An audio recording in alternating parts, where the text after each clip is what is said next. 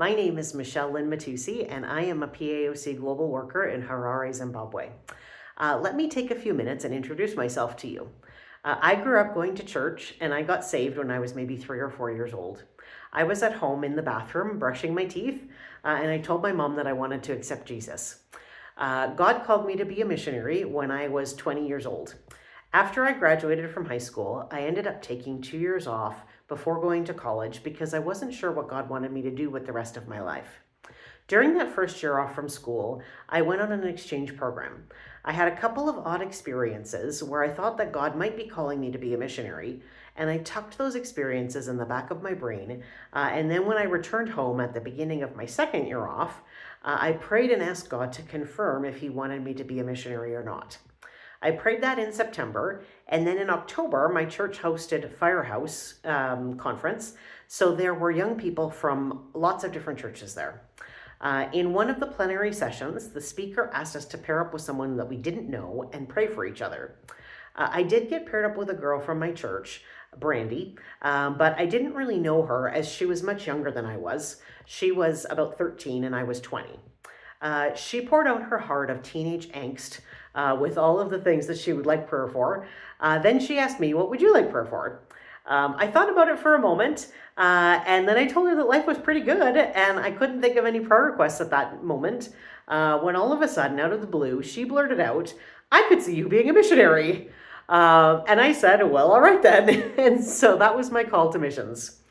I started off my career as a global worker by serving in Bangkok, Thailand for 8.5 years.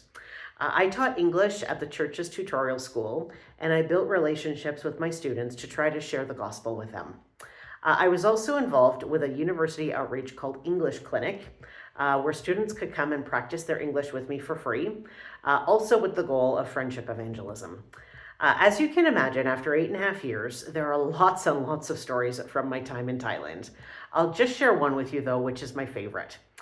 Before leaving Canada, I had applied at the Thai consulate for a visa, which had an expiration date on it of November the 12th. But then once I entered Thailand, I got other stamps in my passport, the most recent of which had an expiration date of November the 16th, which was just 4 days later. I was looking at the most recent stamp, and so I went to the border on November the 16th to renew my visa. But it was then that I realized my mistake and that I had lost my second entry, which would have entitled me to 90 days in the country. And instead, I was only given a 30-day visa on arrival. Funds were tight for me on that trip, and so I was worried about how I would afford to start making monthly visa runs so soon.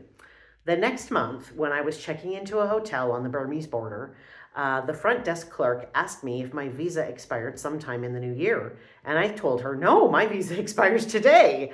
And I took my passport back and started looking through it for the real stamp. And it was then that I realized that God had miraculously changed the stamp in my passport to give me back my second entry. Praise the Lord. Unfortunately, years later, I did end up losing my visa to Thailand, and that was what ended up bringing my time in Thailand to a close. From there, I went to Bolivia to work as an administrator of Child Hope, which is a child sponsorship organization. The thing that stands out in my mind from my time in Bolivia is the crazy first year that I had on the field. It was wild. I moved to Bolivia in July of 2019, and in my first 12 months on the field, I was robbed. I had to be hospitalized and have minor surgery twice. I was evacuated out of the country after fraudulent elections caused protests, and a worldwide pandemic hit. And then the ministry position that I originally moved to the country for ended up falling through just as I was completing my first year of language study and was getting ready to step out into ministry. It was a very tumultuous first year on the field, to say the least. But I made it through, and I ended up staying for a total of 3 years. The reason why I ultimately ended up leaving Bolivia was because the Bolivians were doing my job, which is exactly what we want to have happen. I just recently moved to Harare, Zimbabwe in December of last year. I am an administrative assistant to 3 different staff members of Pan Africa Christian College. My major responsibilities include overseeing the petty cash and issuing receipts to people, taking minutes at all of the school meetings, and helping with registering new students and maintaining student records, entering grades and such. You'll read in my funding proposal that I'm not much of a visionary leader with dreams and goals. My strengths are that of an administrator. So in the next 5 years, I expect to be doing the same thing that I am now, which is coming alongside of leaders and operating in my gift of administration, which then frees them up to operate in their gifts of leadership and goal setting, so that together we can do the work of the kingdom. Thank you so much for considering my proposal. God bless.